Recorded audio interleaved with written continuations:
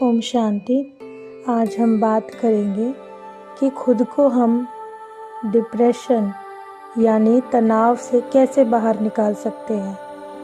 मेरा ऐसा मानना है कि जो आजकल की नेगेटिविटी है, जो आजकल दुनिया में सब तरफ से इतनी टेंशन वाली बातें करते हैं लोग या सोचते हैं, तो वही हमें अकेलेपन और नेगेटिविटी की तरफ लेके जाता है।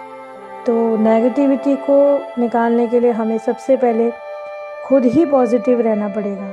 नहीं तो अगर हम दवाइयाँ लेते हैं, अगर हमारा डिप्रेशन पता चल जाए किसी को कि भाई उनको है डिप्रेशन, तो उसके लिए अगर कुछ दवाइयाँ ली जाती हैं तो उनकी फिर आदत बनती है और फिर वो ज़रूरी भी नहीं कि हमेशा ही ठीक हो जाए हमेशा के लिए।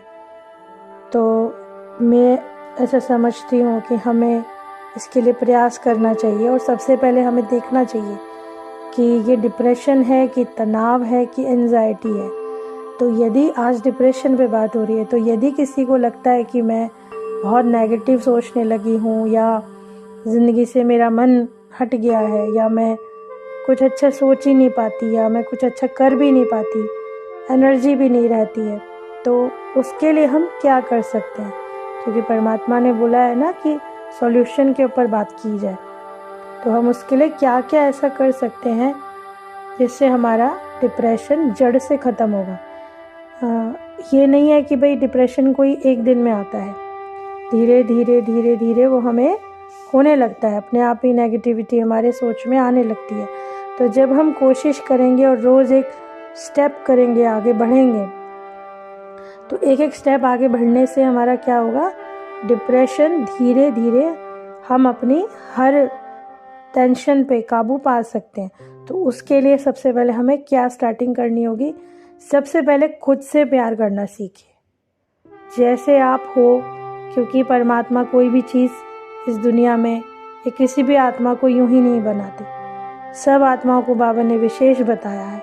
तो सबसे पहले हम जैसे हैं हम अपने आप को एक्सेप्ट करें, क्योंकि हम जैसे हैं अपने बाबा को बहुत प्रिय हैं। और पूरी दुनिया में भी अगर हमारा कोई नहीं साथ दे रहा तो परमात्मा हमारा साथ कभी नहीं छोड़ते। खुद के साथ प्यार करना डिप्रेशन से निकलने का सबसे पहला एक कदम है।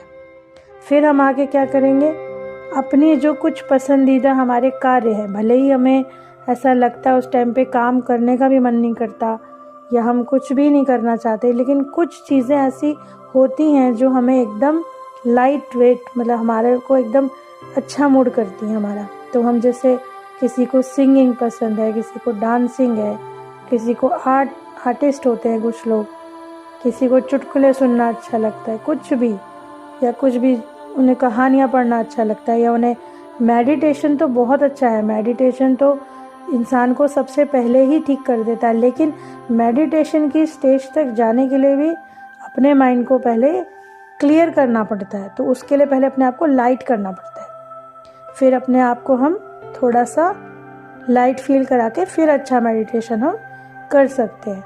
और उसके अलावा नींद सबसे ज़्यादा ज़रूरी है हमारे लिए। नींद, यदि कोई इंसान डिप्रेशन में है तो उसके लिए नींद बहुत आवश्यक है। क्योंकि होता यही है, डिप्रेशन में जो आदमी होता है उसको नींद या तो जल्दी आती नहीं है, या उसे आ जाए तो उसे नींद से उठना बहुत मुश्किल लगता है।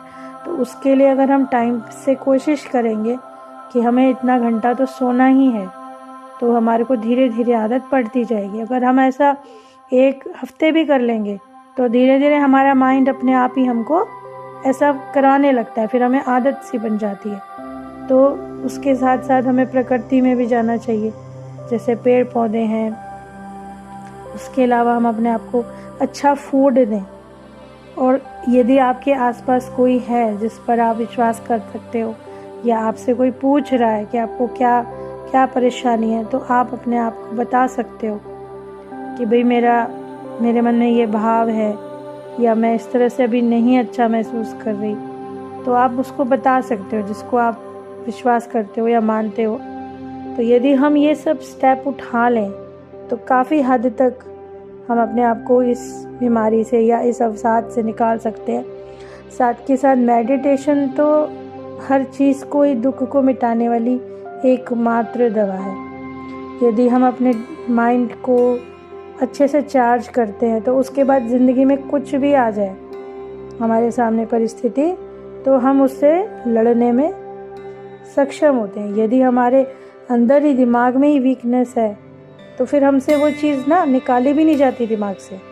तो क्या होता है ना, जब हम सीख जाते हैं, ज्ञान में आ जाते हैं, तो हम सीख जाते हैं कि भाई अब हमें किसी भी चीज़ को ज़्यादा सोचना नहीं है, ज़्यादा तवज्जो नहीं देनी, क्योंकि जो कुछ भी होता है परमात्मा कहते हैं आपके भले के लिए हो रहा है।